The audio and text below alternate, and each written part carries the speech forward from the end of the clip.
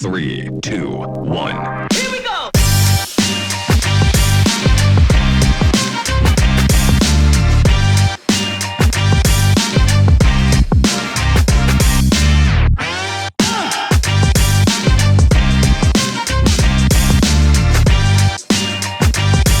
Hola amigos, ¿qué tal? Bienvenidos a un nuevo episodio de nuestro programa de salud dental.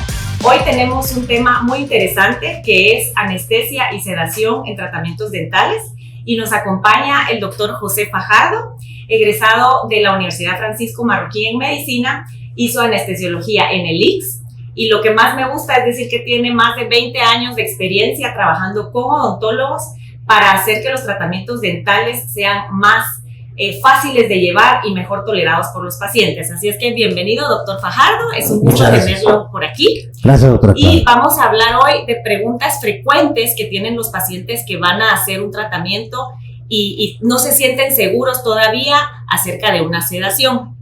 Entonces, primero quisiera hablar de las ventajas. O sea, ¿qué ha visto usted en estos últimos años trabajando con odontólogos?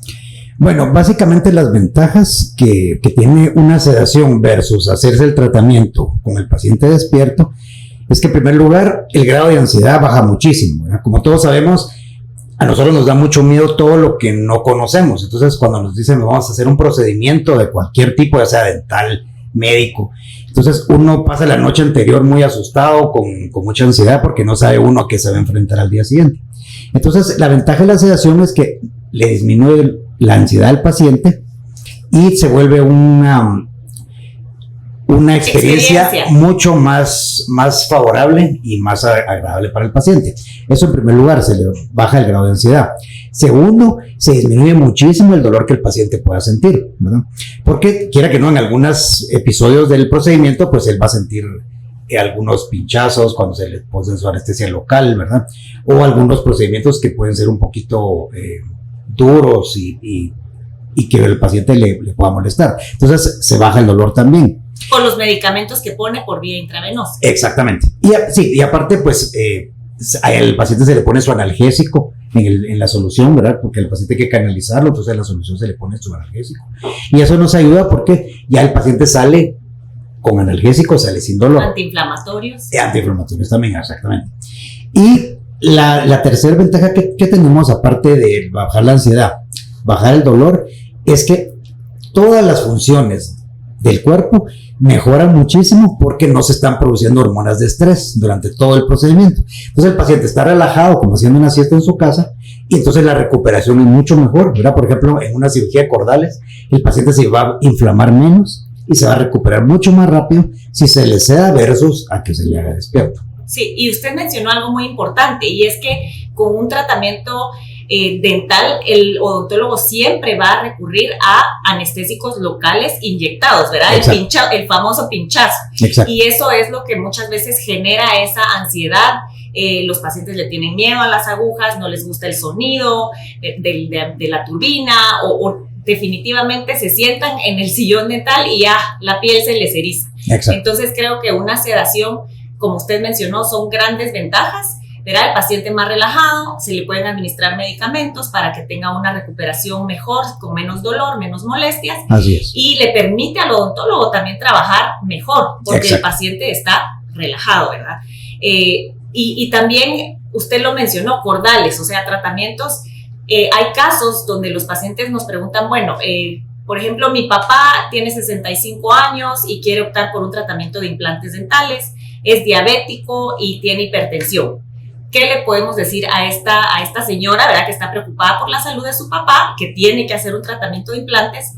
¿Cómo manejar esa ansiedad y cómo se lleva a cabo el tratamiento? O sea, ¿qué pasos hay que seguir para ver si es candidato o no? Bueno, la verdad es que candidato puede ser cualquier paciente. Muchísimos pacientes presentan enfermedades sistémicas o condiciones congénitas, ¿verdad? Que hay que tomar en cuenta. Entonces, en primer lugar, hay que individualizar cada caso, ¿verdad? No vamos a tratar a todos los pacientes igual. Entonces, por ejemplo, en el caso que usted contaba, que es hipertenso y diabético, entonces primero tenemos que hacer una entrevista con el paciente para ver cómo está controlada su presión arterial, qué medicamentos toma, a qué hora se los toma, si los medicamentos le están funcionando adecuadamente, ¿verdad? Básicamente. Y en el caso de la diabetes lo mismo, ¿verdad? cómo está controlado con su azúcar, si se mide su azúcar diariamente, qué medicamentos toma, si se controla con medicamentos o con insulina, etc. Entonces, se hace una recopilación de una buena historia médica y en base a eso ya se les da las instrucciones de qué es lo que deben hacer el día antes de la cirugía, ¿verdad? Por supuesto, si todo está bien, si el paciente está controlado y está todo como y debe muchas ser. veces se necesita hablar con el médico general del paciente o casi no es Pues recomendable. eventualmente sí hay que hablar con el especialista que lo está tratando, ¿verdad? Por ejemplo, en casos muy especiales, por ejemplo, hay que hablar con el cardiólogo, el endocrinólogo, dependiendo de los casos, ¿verdad? Pero sí, usualmente es una buena práctica. Podemos decir que aplica a todo paciente siempre y cuando, incluso con enfermedades o tratamientos de quimioterapia, Sí, también. siempre y cuando se siga este paso a paso y análisis de su historia médica para estar preparados y que el procedimiento se lleve con total seguridad. Exactamente, esa Y es la idea. hablando de seguridad, ¿qué equipo es el que usualmente se lleva a las clínicas? Porque uno piensa en un hospital, ¿verdad? Me lo quiero hacer en la sedación para estar seguro.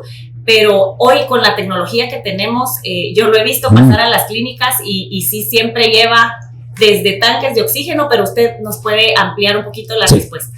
Bueno, realmente eso siempre es una duda de todos los pacientes, ¿verdad? ¿Qué me van a hacer? ¿Cómo lo van a hacer? Entonces, digamos, los pasos a seguir se monta básicamente en el quirófano, montamos como que fuese un quirófano de hospital, ¿verdad? O sea, tenemos un monitor que nos va a dar frecuencia cardíaca, nos va a dar saturación de oxígeno, temperatura, respiraciones, tiene electrocardiograma, entonces el paciente está monitorizado completamente como en un quirófano de hospital, ¿verdad?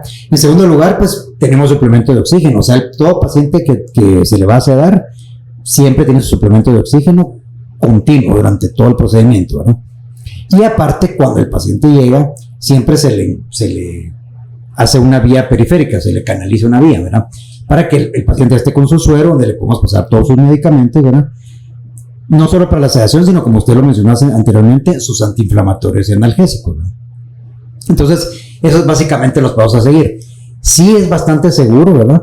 Porque como ya hicimos la evaluación previa, la entrevista con el paciente, sabemos que está controlado adecuadamente, entonces, pues ese día ya lo tenemos monitorizado y estamos vigilándolo constantemente, o sea, nosotros estamos sentados a la par del paciente durante todo el procedimiento, ¿verdad? Y pues eso nos da la seguridad de que el paciente está estable para que él ya salga tranquilo cuando se termine el procedimiento. Y es de cierta forma le da tranquilidad a los familiares, ¿verdad? Así Porque es. ya sea un niño o una persona mayor, usted está durante todo el procedimiento hasta que el paciente despierta. Así es. Sí, eso es pues importante mencionar.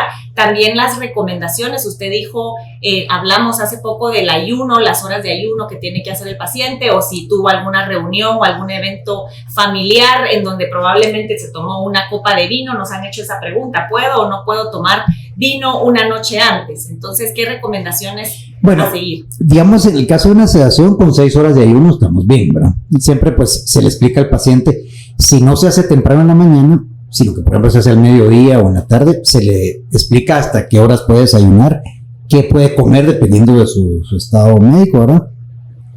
Y por ejemplo, si es temprano y el día anterior tuvieron una reunión o algo y se tomó su copa de vino, entonces recomendamos que espere entonces 8 horas, ¿verdad? Sí, pues si tuvo una comida algo pesada, que incluyó lácteos y etcétera, entonces mejor que espere 8 horas para poder hacer el procedimiento. O sea que básicamente su pregunta, el ayuno va de entre 6 a 8 horas dependiendo del caso. Excelente. Sí. Pues esas son las preguntas más frecuentes.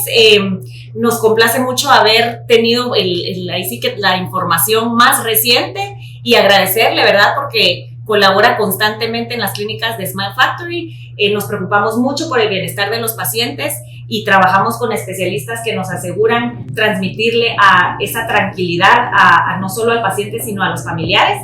Muchas gracias a todos entonces por acompañarnos y hasta la próxima.